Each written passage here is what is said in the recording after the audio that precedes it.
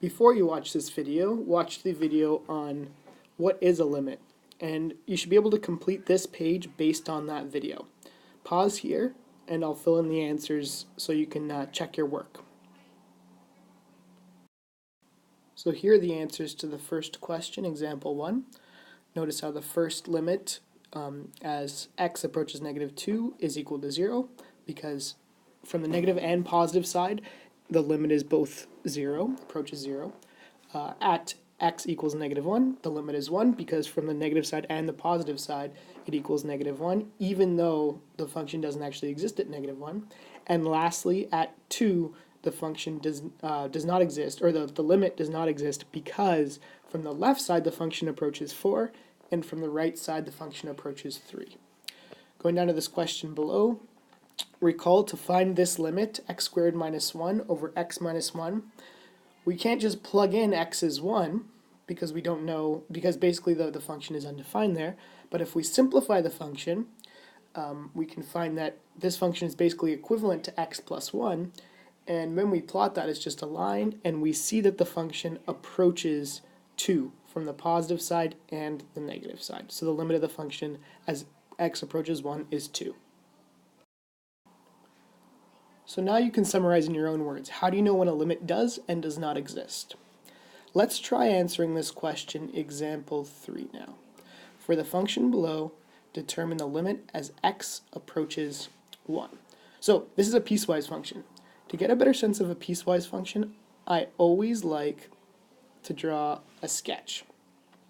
And what does this piecewise function look like? Let me just give it some tick marks here. Let's just assume the scale is 1. Each of these marks represents 1. So we know at x minus 1 when x is less than 1, right? So that's just the equation of a line. Our first part is just the equation of a line. And it has a slope of 1 and a y-intercept of negative 1, right? So from that point, it's just going to go up 1 over 1 to this point here. And actually, if you look, I shouldn't draw it like that, because at x equals 1, the function doesn't exist there. This is not a less than or equal to sign. It's just a less than sign. So this is going to be an open dot there at 0. But then continuing the function backwards, it's going to look something like that. So I'm just going to draw the function like that. So there's our first piece, x minus 1. Our second piece, at x equals 1, our function is just equal to 1. So our function exists as a solid dot up there at x equals 1. And then our third part, x is greater than 1, the function is the root of x minus 1. So just to think about what that is, that's just the square root function shifted over to the right one, right? So just to show you first what the square root function would look like, that would look like that, something like that, right? But we have to shift it over 1 to the right. So it's going to actually start from this same point here and look something like that, right? Again, this is just a sketch so that we're able to find the limit. It doesn't need to be accurate. So let's look at this function right now, what's happening to it. Line over here that basically stops at x equals 1 because the function at x equals 1 equals 1 up here, and then it continues from that same point as a root function. So we know at that point, x equals 1, the function is equal to 1. But what's the limit at that point? That's what we're concerned with. So in order to find the limit, recall we need to find a few things. We need to check what the limit of the function is as x approaches 1 from the negative side. We need to find the limit as x approaches 1 from the positive side, and that will tell us what our limit is. And these are both of f of x. So let's look. What's the limit of the function as x approaches 1 from the negative side? Well, that's like we're coming up here from the negative side, up approaching 1, and the function at that point looks like it's approaching 0, right? So the limit of the function there should just be 0. And if we're approaching from the positive side, so we're coming down the square root function here, approaching that 1, and the y value there is again 0. So we know when the function approaches the same thing, the limit of the function approaches the same thing from the positive and the negative side, that means the function or the limit of the function exists at that point. So basically the limit of this function at x equals 1 is 0, which makes sense. It looks like, from the left and right side, it looks like it's approaching 0, even though the function exists up here at 1. Okay, so that's our answer for that one. So let's do the next question, example 4. Now it's written poorly.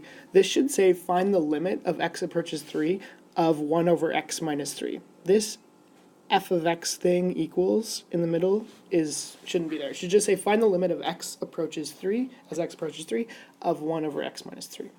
So I'm going to show you a different way to solve this limit. Instead of graphing it, which you could do for this one as well, let's try doing a bit of a table. So I'm going to set up the table like this. We want to find, or again, to find a limit, we want to find the limit of the function. Oops, one too many m's on that m. The limit of the function as x approaches 3 from the negative side, and the limit of the function, oops, let me spread that out a little more. The limit of the function as x approaches 3 from the positive side. So in order to do this, I'm going to set up a bit of a table. So really what we're doing, remember when we were looking at those points, we're just plugging in points very, very close to that 3 approaching from the negative side. So what's a number that's really close to 3 from the negative side? How about, let's try plugging in f at, I don't know, 2.9. What's f at 2.9 going to give us? Well, if we plug in 2.9 to that equation, 1 over x minus 3, let's see what that gives us. 1 divided by 2.9, oops, bracket. 1 over 2.9 minus 3. That gives us negative 10. Okay, so is that the limit from the negative side? I don't know. Let's try a number that's even closer to 3. So f at 2.99. This is even closer to 3. Try that on my calculator. 2.99 minus 3. Ooh, that's negative 100. Let's try a number even closer. F at 2.999. I'm going to put in 4 nines this time. See what happens. That is negative 10,000. If we keep on plugging in numbers closer and closer and closer to 3, what do you think it's going to happen? That number is going to keep on getting more and more and more negative, and it's going to become a bigger and bigger and bigger negative number. So essentially we can say it's approaching negative infinity. That makes sense? If we kept on going, it basically approached negative, a really big number, negative infinity. Okay, so let's try from the positive side. What's a number that's really close to 3 on the positive side? How about 3.1? What's f at 3.1? 1 divided by 3.1 minus 3, which is going to be 10. What about f at, so that's a number. Let's try something even closer, 3.01. What is that going to give us? Minus 3, 100. And you can maybe see the pattern with what's happening on the other side. If I do f at 3.0001, even closer, you can probably guess that that's going to be 10,000. So from the positive side, what's this function approaching? Not negative infinity this time, but it's getting bigger and bigger and bigger, right? And the closer we get, the bigger it's going to get. So essentially, it's approaching positive infinity. So we would say the limit as x approaches 3 from the negative side would be negative infinity. The limit as x approaches 3 from the positive side would be positive infinity. So the question is, what's the limit as x approaches 3? Well, remember what we said. If the limit doesn't approach the same thing from both sides, does that limit exist? And in this case, it doesn't look like it does, right? Because negative infinity and positive infinity are opposite things, right? They're not the same thing. So we would just say, basically, I'm just going to write it out here for you. Oops, since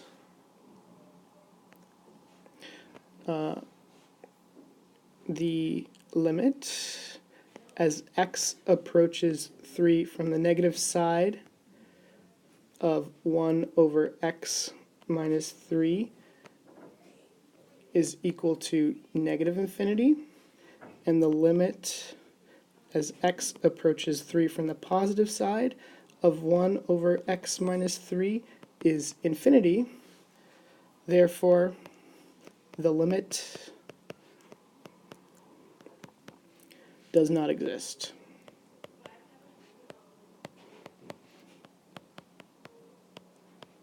Okay? And if you think about the graph of this function and why that's the case, think about it. Sketch it if you want, and it should all make sense to you why this is the case. Last example here, we have the limit. Again, this is written very poorly. Let's just say the limit as x approaches 0 of 2x plus 5. What is that limit equal to? So, first of all, what type of function is this? It's a linear function, right? And think about what a limit is, right? It's asking if we approach something from the left, so 0 from the left, and approach 0 from the right, what's that function going to be? Well, just drawing a mental picture in our head, or on the page, of 2x plus 5. 2x plus 5 is going to be a line with a y-intercept of 5 and a slope of 2, so it's going to look something like that, right? It's a line that crosses positive and is steep. At x equals 0. Well, approaching 0 from the left and approaching 0 from the right, isn't that just going to be this point here? The function at 0? Yeah, in this case it is. So this is something to think about. Whenever we have a limit of a continuous function, such as a straight line, the limit is just going to be whatever that function is at that point, at 0 in this case. So the limit, in this case, as x approaches 0, of 2x plus 5 is just going to equal the function at 0, 2 times 0 plus 5, which in this case is just 5. Okay? So sometimes our limits will be very simple, especially with continuous functions.